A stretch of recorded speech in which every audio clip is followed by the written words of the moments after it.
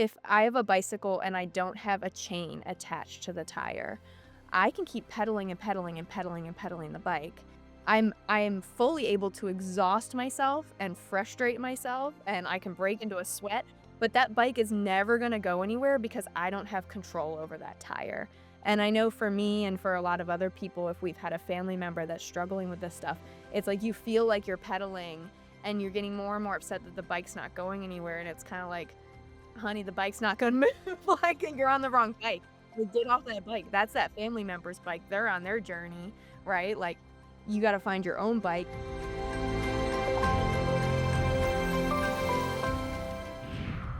So maybe you're finding yourself dealing with some anxiety, feeling on edge, maybe overthinking some things or unsure about the direction your life is going, or perhaps you're dealing with some type of depression that's leaving you feeling shut down.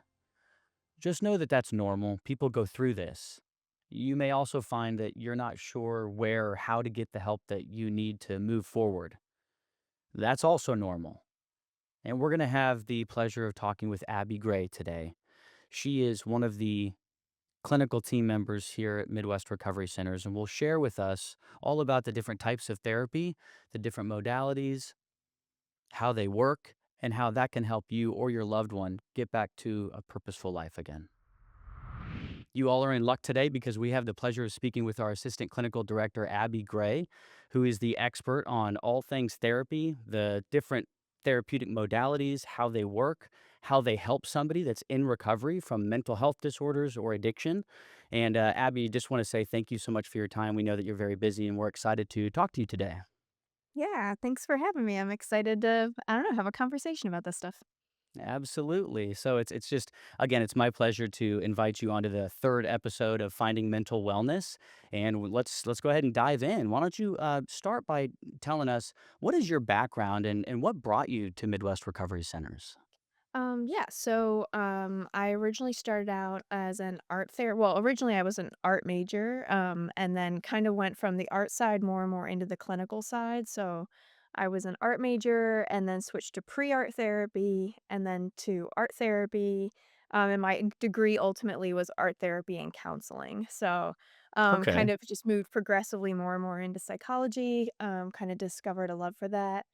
And I originally started with MRC as a I would come in and run single art therapy groups, and then later took a full-time role. So, That's yeah, awesome. started And I out had as to a PRN therapist. Yeah, and I have to say, I remember when I was doing some outside marketing, and I came by Research Psychiatric, the IOP Mhm. that was over there, and you had started that, and I remember talking to our team and excited about the idea of bringing you on over here. Isn't that what happened? Yeah, well, I wouldn't say I started, but I was a lead therapist for Research's IOP, and they were, to your point, they were starting a substance use IOP that they wanted me to kind of spearhead as the therapist, at least. And at the time, I felt like I really didn't have enough, substance use, treatment experience in order to do that. So I actually was on Facebook, in like, a therapist group on Facebook, and I was asking, like, "Does anyone know what the credentials are for, to become a substance use counselor?" And actually, Kevin, the CEO of MRC, replied to my post, and told me about some of, like, the Missouri, Counseling Board credentialing process, Yeah, and, yeah. and said that I could kind of partner with MRC to pick up some skills. So, That's that's kind of awesome. yeah, yeah, I didn't so it's sort realize of that a was happening in the background. I remember when yeah, Suzanne was really excited bringing you on, but I guess there were probably a lot of steps that led up to that process ultimately. yeah, yeah. That is so cool. Yeah, That so is the awesome. original agreement was I could come in and shadow for a day, and then I would run a group for, like, the second half of the day. Yeah, So it was sort of a mutual benefit, kind of a win-win arrangement. for everybody, right? Yeah, yeah. That's awesome. Well, I wanna highlight briefly on the fact that you started off in art and then became a therapist. I think that's a really powerful thing because you're coming from a different school of thought, from a place of creativity, but also being in touch with your emotions and your ability to express. Mhm. And I think that has a very unique edge that it gives you as a therapist to be able to tap into that emotion and form of expression for our clients that come in. And oftentimes, I know through my own addiction it became really hard to express myself and to be in touch with myself because addiction can really kind of blot out that part of yourself that wants Mhm. to be creative or find a different way to find yourself. Is that would you say that Yeah. that's helped you connect with the patients? Yeah, definitely. I think having an art background first helped me learn about myself through that lens, and being able as originally a fine arts major, kind of learning about myself through that lens, it was really, an easy transition into art therapy because that was how I had kind of discovered myself, so helping other people, connect with themselves, felt really natural of, like, let's not look at art through the I mean, I love techniques, I'm actually pretty Mhm. perfectionistic when I make my art, but Yeah. but, in art therapy, we put all that Right. to the side, Mhm. and the art is really just a way to, communicate with yourself, learn more about yourself, so looking at art through that lens rather than through a technical lens is a big shift for people, but I think once it clicks, they realize even if they're not technically skilled at art, they can still make some really good and valuable art for psychological purposes, regardless of skill level, so That's so interesting. Well, and I guess while we're kind of on that broad topic of art therapy, it's a good segue to go into that. What is art therapy, if you could put a definition to that, and how exactly does that assist patients that are in, whether it's a substance abuse program or a mental health program? Yeah, I love that question because there's a lot of misconceptions around art therapy. One of my pet peeves is like people calling it arts and crafts. And I'm like, I don't have a master's degree That's in very arts and crafts. reductive. I don't have this much student debt for arts and crafts.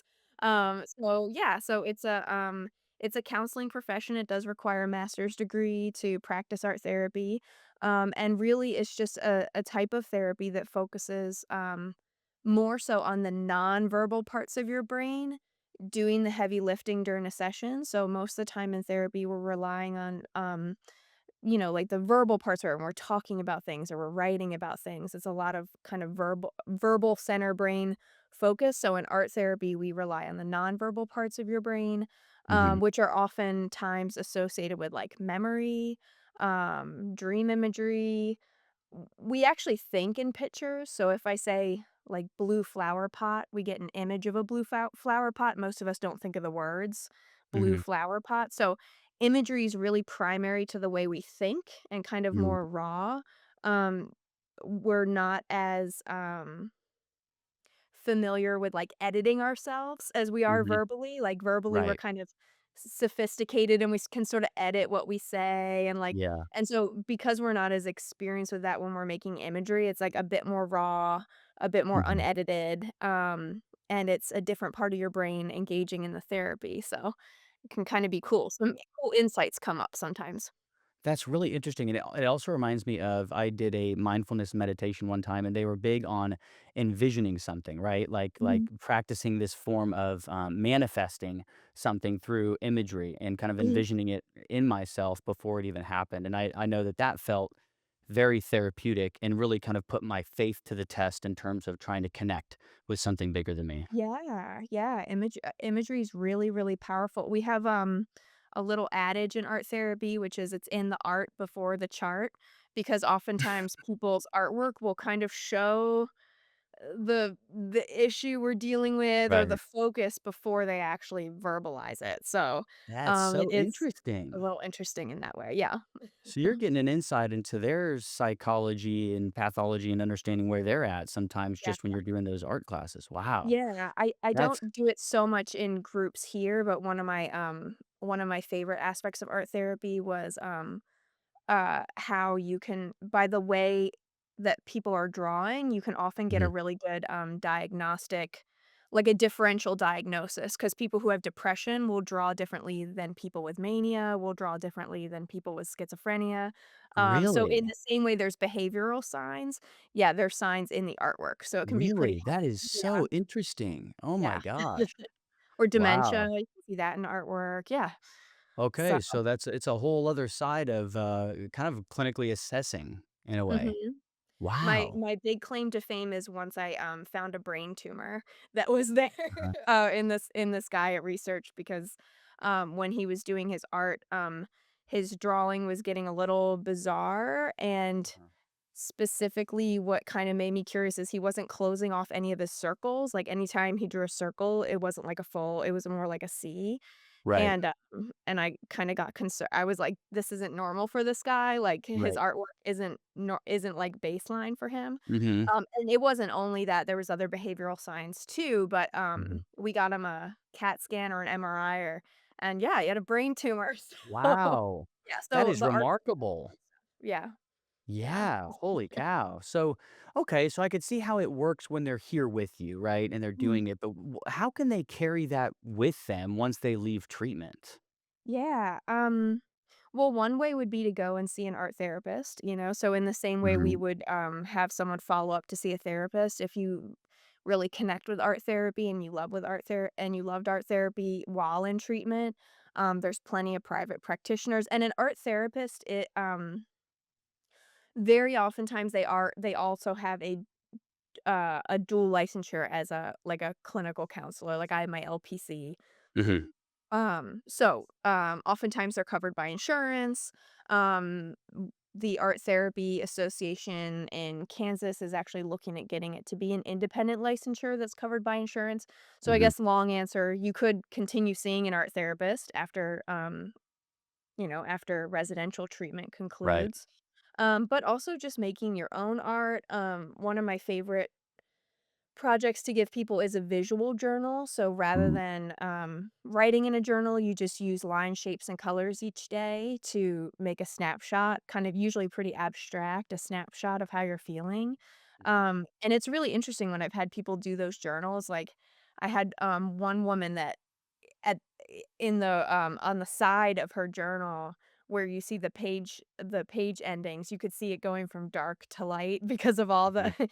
difficult emotions she was dealing with, like, it was, like, Yeah. almost like a timeline on the side of the journal, of, Wow. like, the different colors she was choosing and things, and really Wow. interesting with those visual journals, like, I've done them before, and I can open it and look at the image and remember what was going on in my life, almost the same Uh-huh. way that, if I was reading a journal, so Right, like an yeah. actual journal. That's so interesting. Well, and of course, whatever they might learn, whether it's a diagnosis or a disorder or some struggle they have, or maybe a point of emphasis for them in terms of a coping tool, once they're with you and they go through this process and learn that, they'll take that with them forever, right? So there's Yeah, also that. I'd say that's probably the most important part. Well, I don't have yeah. an opportunity all the time to interview a guest that's got such a clinical background as yourself, and our viewers and listeners certainly don't have access to that all the time. So I'd like to take the next moment to ask you just about the different therapeutic approaches and modalities. Like what Yeah. are they? Some of the major ones, whether it's CBT, DBT, what are they? What does it mean? And what does it look like? And how does that help people? Yeah. Well, I mean, that's a really good question because there are so many different types of therapy and it can feel kind of overwhelming. Um, Art therapy being one of about a million. So when I think of different types of therapy, I almost think of it like a brand.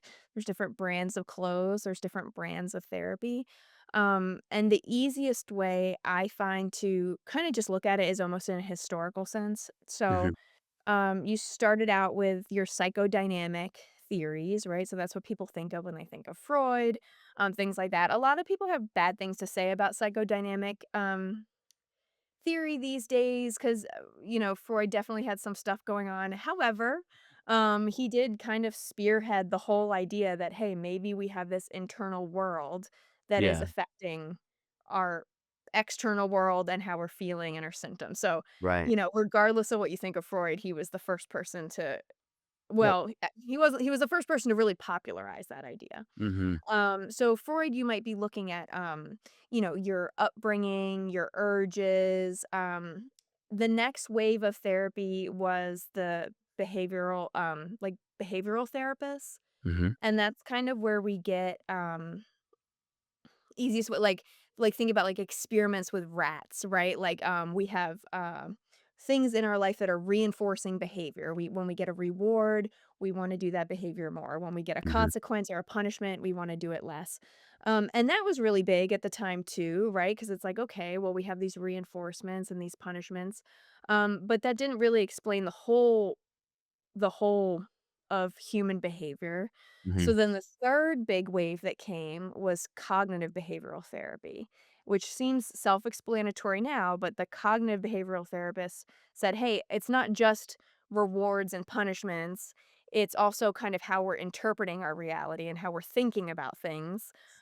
So sometimes, people will say, "Oh, I really want to find a cognitive behavioral therapist." There are Hmm. therapists that still practice very strictly in CBT, cognitive behavioral therapy. However, I would say that most therapists at this point, since that is a very well established type of therapy, most therapists at this point have had CBT training. It would be weird to have a therapist that knew nothing about CBT. Right. Almost impossible. So yeah, so sometimes, like, clients after group will come to me and be like, "I wanna find a CBT therapist." Now, there are therapists that would be very, very heavily focused on that, but it's pretty widespread. Right. Um, 4th wave therapy, so we've had psychodynamic now, behavioral, cognitive behavioral therapy. 4th wave, we're getting kinda into humanistic, so now suddenly therapists had the idea that, oh, maybe, showing people empathy could be helpful. Showing people unconditional You positive think? result, feeling like you're partnering with your therapist, not having this super hierarchy in the relationship.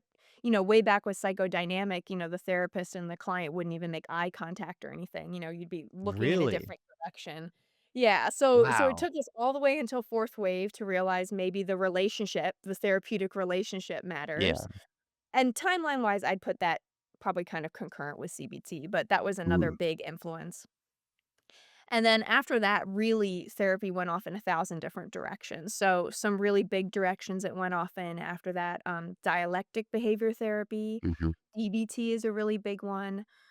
Um, the way DBT kinda contrasts from CBT, so cognitive behavioral therapy, it's all about your cognitions, and it's all about, is what you're thinking logical? Because oftentimes we are not thinking in rational ways. They call it, in cognitive behavioral therapy, there's a big emphasis on, like, irrational thinking. Mhm. The idea being that if we can think in more rational ways, in more reality-based ways, in ways that cause us less suffering, that we're gonna feel better. DBT came along and, in my opinion, was kinda like, well, it's not always rational.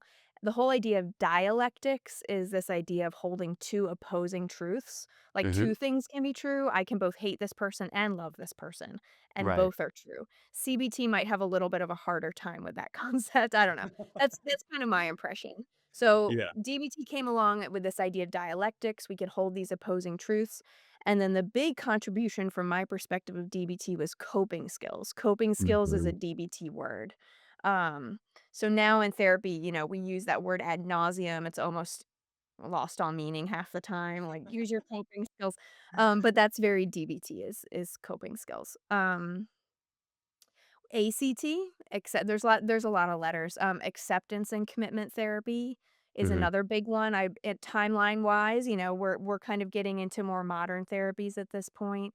So Mhm. acceptance and commitment therapy, ACT is about, aligning yourself with your values and making decisions based on values rather than, based on your thoughts or emotions at the time. And now we also have tons of trauma therapies. So each form of therapy, I feel like kind of presents maybe like a one extra idea that the other ones were missing before that, right? Like we're Right. just behaviors. Well, no, we're not just behaviors. We're kind of behaviors and thoughts. Oh, but we're not just logical thoughts, like, we're also how finding out ways to cope with these big emotions, and, like, oh, we're Mhm. not just so each therapy is kind of adding a little bit more to all the ones that preceded it, and now, as we're kind of getting very close to, in our timeline, very close to kinda current events, a lot of new trauma therapies are coming out. So there's internal family systems therapy, which is a Mhm. form of trauma therapy, where you're almost doing family therapy, but with one person. Mhm. So internal family therapy was basically invented by a family therapist that realized he could use the same techniques he did in family therapy, but talking to different parts of ourselves. So there's the part of me that wants to use and the part of me that wants to stay sober, and how can I get these 2 parts talking to each other in a productive conversation? Interesting. Yeah, so for example, polyvagal theory, which I love, which really looks at therapy through the lens of our nervous system. So there's just tons and tons of brands. One really cool thing about being in like a residential treatment program is Hmm. that you get exposed to all of those different, like I know for a fact in our mental health program, there's CBT groups, DBT groups, ACT groups, and you're probably going to run into a lot of, a lot of other ones too. So because you're getting exposed to all the different ones, you can kind of figure out going forward maybe what modality you'd really want to do a deep dive into with a therapist. Right. Well, Yeah. okay, after learning all that, which one is your favorite, would you say? So my cop out answer is that I'm really eclectic, and I think most therapists would say that because Yeah. Yeah. you do kind of match the modality to the person and you match it to what their specific situation is. Right. However, I really have a appreciation for ACT. I think that, so that's acceptance and commitment therapy. Hmm. Um, I think that framework can be extremely helpful when paired with, I also have a lot of training in mindfulness-based stress reduction, which is another type of therapy. I feel like those 2 meld really well because in acceptance and commitment therapy, you're really saying, "Okay, here are my thoughts," which may or may not be true, kind of that cognitive behavioral therapy lens, like, I can't always trust my thoughts. Most of what I think is repetitive, negative, and half of it's wrong, right? So, like, I can't make decisions based on my thoughts. My feelings come in waves, they come and go. I really can't make decisions based on my feelings, so I'm going to learn to kind of unhook from my thoughts and feelings, especially when they're pulling me away from the type of life I wanna live, and instead, I'm going to make decisions based on my values and based on what gets me closer to the life I wanna live. I feel like ACT and that's been a recent one in my life. MRC actually just had an ACT book club where I got to learn a Oh, lot more about it. I find that that framework is simple enough for a lot of clients to grasp. We don't get lost in the weeds too much and just very practical from kind of just to help get someone to point A to point B of like, what do I do next? ACT is very helpful. right. So, yeah. Awesome. All right. Well, I'm curious. What? Tell me more about the role of the brain and the nervous system and all of this. You were talking about Yeah. polyvagal. Can we expand on some of that? Yeah, so polyvagal theory is so cool. This is a really good example of how one type of therapy kind of links onto all the other ones that came before Hmm. it and fills in some of the gaps. So with with a lot of earlier forms of therapy, we have this understanding of emotions, right? And essentially an emotion is an electrochemical signal in the brain, right? Um it's a response to a stimulus. So something happens outside of ourselves or we're thinking about something, we have this stimulus and we release this flood of chemicals and that flood of chemicals is we call a feeling, right? Because it causes Hmm. feelings in our body and now we're having this emotion. Um, and I think before polyvagal theory, we had a good understanding that some of those feelings, okay, I'm trying not to overcomplicate it. So, so we had this understanding that like feelings come and go, they're here, they intensify, and they leave, and that they're not always logical, right? So feelings aren't facts. They're valid. Your feelings are gonna like if I'm afraid of flying on a plane, the fact that I'm afraid is gonna change my entire experience of flying. So it's very Right. valid, right? But it's Yeah. not factual. It's actually very safe to be on a plane. So we Hmm. used to kind of look at things only through that, like through this kind of emotional lens. What polyvagal theory did is it really expounded on there's this nervous system reality happening as well. So there's the brain chemistry of emotions, but which is very involved. So these aren't two, our body is one unit. But another kind of lens you can look at it through is through the nervous system. So up until recently, we had fight or flight, right? I see a tiger, my brain releases because of these feelings, right? Like my brain releases cortisol, adrenaline, I'm in a fear state, my heart starts pounding, I want to run away, or fight the tiger. So in polyvagal theory, that's considered it's a vagus system, it's a sympathetic nervous system reaction. Recently, though, they discovered that the vagus nerve that controls that fight or flight reaction Hmm. actually has 2 branches, and One of the branches is responsible for flight or flight, so that's the sympathetic and the parasympathetic, revving us up and shutting and kind of calming us down again. But the other nerve of the vagus nerve, because it's polyvagal, 2 vagus nerves. The other one's called the dorsal vagal nerve, which is actually responsible for a shutdown response. So what this looks like in real life, I know that's like a lot of like nerve talk, but what that looks like in real life is basically once our fight or flight system is exhausted, so we're revving up, the tiger is chasing us, we're running away. Well, let's say that tiger corners us and our lower brain, this is all unconscious, decides that we can no longer run away from the tiger and we don't have a chance of fighting the tiger. Once Mhm. our brain switches from the I can of fight or flight to I can't, the dorsal vagal kicks into gear, and puts us into a shut down state, which is actually another survival state. So you can think of possums, right? Like possums play dead when they're caught. Right. So it's not that the possum is like a little play actor. It's that it's going into an extreme dorsal vagal state where it's kind of disassociating. Wow. And its body is acting as if it's dead. It's not a conscious choice, but the possum's whole nervous system is like shutting down into that extremely disassociative state. So humans have this too. It's not as obvious as the possum most of the times, but in situations where there's extreme trauma, this explains why sometimes people are like, I disassociated. It was like I wasn't there. Right. Um, So is that like fainting or the freeze when people say fight, flight, or freeze? I don't love to so they do use the word freeze. I don't love using the word freeze because sometimes we Mhm. could be in a fight or flight state and just not moving, right? Right, right.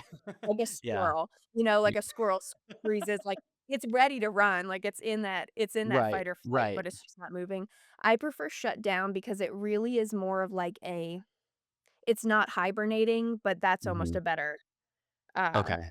equivalent. Like it's like truly a shutting down. So our body is producing more endorphins to numb pain. We have less metabolic resources available, so, like, our body isn't gonna be burning as it doesn't wanna use any resources. It's like Mhm. getting ready to be in it for the long haul.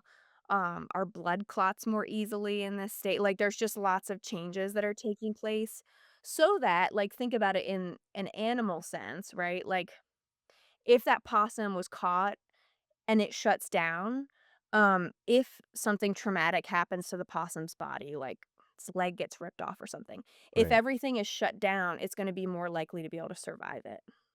Got So, you. it's really like almost like cocooning, you can think of, like, we're just shutting everything down to try to wait out this stressor.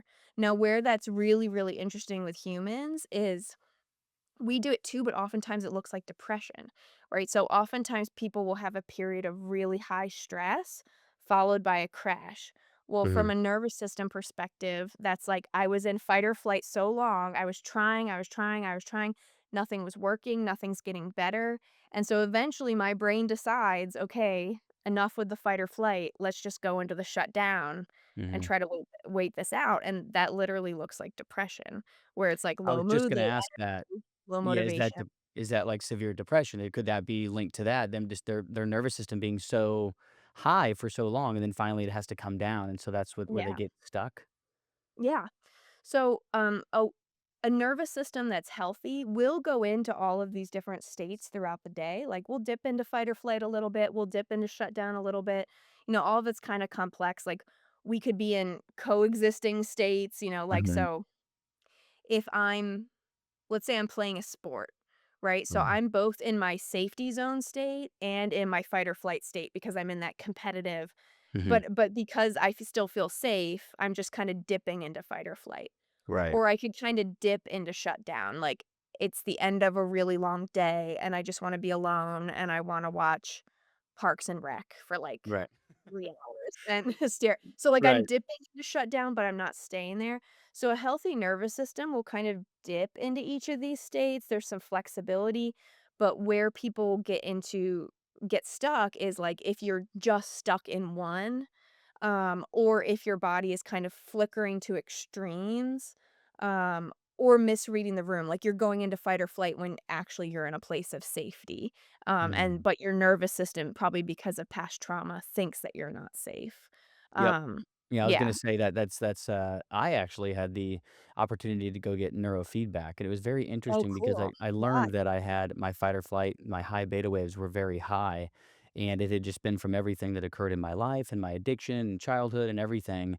I just interpreted the environment around me in a very, very heightened state, and, Mhm. we did some work to try to kind of calm down some of those brain waves so that I could Oh. navigate things, with more ability, more slow waves and lower, and be Mhm. a little bit more calm, a little bit more well-adjusted, but that's very interesting. Absolutely. I imagine a lot of our mental health patients and addiction, patients probably learn a lot from that, right? And looking at that and Right. probably having an opportunity to recognize that in a way that they haven't before. I mean, living in a life of addiction, there was a lot of fight or flight. I feel like just the substances almost caused a lot of some of that up and down in and of Mhm. itself, you know? So Well, and a lot of using is tried to mimic a calm state. So, like, so we have our calm nervous system state, fight or flight, and then shut down almost in, like, level of how dysregulated we are. Mhm, Um, Although it can go out of order, um but a lot of addiction is an attempt to feel like you're in the calm state mhm. when you're actually shut down or in fight or flight. So, like, I'm in Interesting. this anxious fight or flight state, so I'm just gonna drink because even though it's numbing me out, it's mimicking the calm state, right? Right. Or, I just feel so numb, that would be like a shutdown state. I just feel Mhm, so numb, I don't feel anything, so I'm gonna reach for this substance just to feel something again. So, like, a mhm. lot of use is we can look at it through the lens of, like, these are survival strategies to try to re-regulate a dysregulated nervous system, which is a really Wow. compassionate lens to look at it through. Yes. It's like, if someone is in fight or flight, like, and their body your body can't function at high levels of fight or flight forever, Mhm. right? Okay. So you learn a method to sort of mimic, like, re-regulating that Right. nervous system. The only problem is the method isn't sustainable. So we Right. need to we And it need to has its own replace it. severe side effects, obviously. But I Yeah. was, yeah, that made me think about how oftentimes we say with substance use disorder or addiction, right?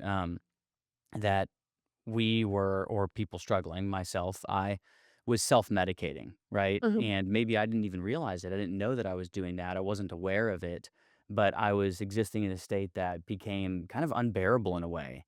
And I was mhm, just seeking any way I could to try and soothe that.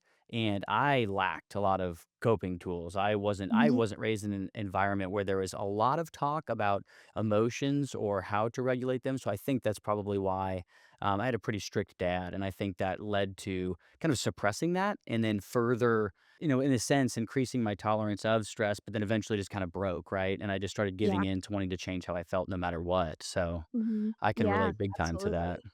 Well, I think in our culture, there's this idea that, like, emotional strength is kind of pushing through. Hmm. I'm not gonna let this affect me. I'm just gonna keep going. I'm gonna push through these emotions. And so sometimes the work I do with clients is kind of redefining emotional strength. Hmm. And, it's like what you've been doing isn't emotional strength, it's emotion avoidance, right? Like Yeah. emotion strength is being able to, like, sit with that difficult feeling, make a little space Hmm. for it, not be threatened by it, and then cope with it in an effective way, Yeah. that won't end up self-sabotaging. But yeah, It's, but it's often not taught, like, I mean, I don't think many yeah. people are taught this stuff. I don't think so either. I think our society also is very fast paced, very ambitious, very entrepreneurial, and a little bit individualistic too, right? So Ye it's kind of like, how are we doing as opposed to, the next door neighbors, or kind of that keeping up with the Joneses. And with social media and everything, it's how fast can you get stuff done and how quickly can you gain traction and get attention, and messages can go out immediately, right? And people can build a following, or they can have the attention of an audience that's massive. And I think we've gotten really into that instant gratification, and Mhm. kind of far away from being with ourselves and being present and being able to process emotions like you were Yeah, saying. So, yeah, yeah, that's absolutely. very interesting. I bet you that some of our listeners and viewers are family members that also are going through their own version of dysregulated emotional states and needing therapy, right? So that's would you talk just for a moment about the certain types of therapies that you think families or maybe spouses or the parents could benefit by when one of their loved ones is in our program? What are certain things you see that are common for the family? What do they typically Yeah. need? Yeah. Well, oftentimes, families are a little hesitant to get their own therapy because Hmm. we do have a tendency, our term for it in therapy is the designated client, the designated patient, right? So like it's like we have our family unit and this is the person who's sick, Hmm. right? And that can be I mean, there's truth to that, right? That's not to take away from the fact that, maybe the person who's struggling with addiction or mental health, they do need some support. But more often than not, it's really the whole family unit. And oftentimes the person who, is struggling with addiction or the person who is struggling with the mental health is really almost like the sounding alarm for things going in an unhealthy direction as a whole. So that is a way to think about it, meaning that we can't just treat the one person who's showing the symptoms, we have to treat the whole family unit. There's different ways to do that. I mean, one way is family therapy. A less uh, drastic way, like at MRC, we do have family support groups. So we have an in-person family support group that meets here. We also have an online family support group. Run, by a therapist in New York. So both of which I've heard really great feedback about. Hmm. But I do think it's also important just for family members to get their own therapy because regardless of, if the family unit has issues or whatever, it's like it's hard to have a family member go through stuff and Hmm. it's gonna affect you. And Yeah. um if you can't be healthy yourself, you're just it's impossible to support someone. Like, I've grown up in a family very close family members that have struggled with mental health, and, it was really easy just to look at them as the issue and think, "Oh, I have nothing to do with this. I'm the healthy one." And then turns out the first time I went to therapy, it took my therapist like one session to be like, "You're very codependent. You need to read this book, Codependent No More. You need to stop like trying to like, there's this idea of like I can be okay if they're okay. If Yeah. that is your mindset, you're never Hmm. going to be okay because we can't control the behavior of other people. So yeah, Yeah. families definitely benefit from getting into their own therapy. In terms of what style, it just kinda depends on the person, what they kind of resonate with. Hmm. That's so Yeah. interesting. You bring up a really good topic, and for our listeners and viewers who don't know, I'm in charge of our admissions team and get to help educate them and coordinate with people like Abby and Suzanne, our clinical director, and try to get the latest and greatest education and ways to talk with these families before the individual comes in. And oftentimes, we do find that there is a level of codependency going on. But yeah, I think it's very interesting because almost every family that calls into Midwest Recovery Centers does struggle with some type of enabling their loved one or codependency, and it would be impossible not to, right? I mean, if you have a loved one that's been sick for a long time and addiction doesn't typically go away the first try, right? Mhm. It's a chronic relapsing disease. And I know from firsthand experience, I mean, it felt like there was a bit of a black hole inside me. And I was terrified to tell anybody how bad it was. And I can only imagine how that felt for my family to just be constantly over and over let down and brokenhearted by my choices and actions and how I furthered myself from the family in isolation. And I know that from the beginning, my behaviors were off, right? And so my parents had to treat me just a couple degrees off than they did their other children who are not dealing with addiction. And Mhm. over the course of time, those couple degrees just get further and further separated. And so the Yeah. ways that my parents were used to responding to me were very, contorted and different and unhealthy. And it had probably hurt them in many ways. And I think that it's very easy to not think about that and to forget that when you're not the person out there using the drugs or drinking or having the consequences. But it really is a family disease and it really does affect everybody around them. It's like throwing a pebble in water, it's a ripple effect. So Mhm. thanks for touching on that, the codependency piece. I think that's really important for people to know that you don't have to be the sick one, quote, right? I'm using Mhm. quotes here, the sick Mhm. one to go get therapy. I mean, in Yeah. fact, I still go to therapy and to remain healthy and a willing participant in my life with my loved ones, I want to continue therapy because Mhm. I don't know what I don't know. And oftentimes my inefficiencies are kind of not a conscious awareness that I have. So, Yeah, yeah, and it's kinda taking back control if you are a family member, of someone who, is struggling with some extreme symptoms. It can feel like the only way to find any sense of control in your life is to get this person to do what they need to do, right? Like, I just need to keep them sober, or I just need to get them not depressed, and we start pouring all of our energy into this outcome that is inherently outside of our control. Mhm. So, going to therapy can be a way to sort of take back your control and focus on your life. One metaphor I really like to use when explaining this to people is a bicycle, right? So, if I have a bicycle and I don't have a chain attached to the tire, I can keep pedaling and pedaling and pedaling and pedaling the bike. I am fully able to exhaust myself and frustrate myself, and I can break into a sweat, but that bike is never gonna go anywhere because I don't have control over that tire. And I know for me and for a lot of other people, if we've had a family member that's struggling with this stuff, it's like you feel like you're pedaling and you're getting more and more upset that the bike's not going anywhere, and it's kinda like, "Honey, the bike's not gonna move, like, and you're on the wrong bike. Like, get off that bike. That's that family member's bike. They're on their journey, right? Right. Like, you gotta find your own bike, and maybe it's a little tricycle, you know, maybe it's not the bike you wish you had, but you're when you pedal your own bike, when you focus on those aspects of your life that are in your control, which is like, "What are my boundaries?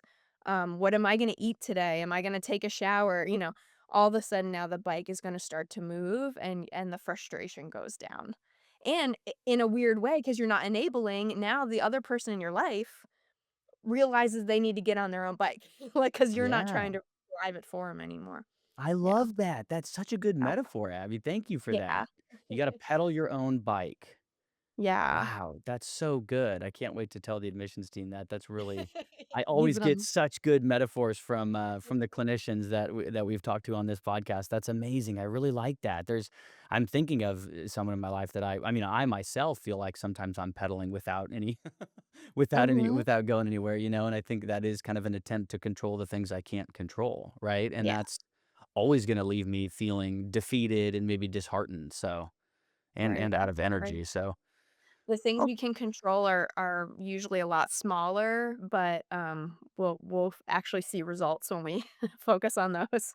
Oh, yeah. Oh, yeah. Yeah. That's the name of the game now that I'm in long-term recovery. It's all about focusing on those things that I can control, right? And trying Mhm. to have that wisdom to know which ones are in my control and which ones are out. And I think sometimes it's hard to admit when you don't have control over something. You know, your brain can tell you stories. And again, it's tough to check that without having a talk therapist that you can meet with on a regular basis where you catch some of those things. So, we've gotten to talk a lot about the family, the individual struggling, and therapy, and how that can help them, and the different types of therapy. We talked about me doing therapy. So, we're going to go next into the exciting news, right? That we're going to open an IOP for our mental health side of our program, which is awesome. And you graciously and willingly took the reins in terms of putting that together. And will you Yeah. tell us just a little bit about that?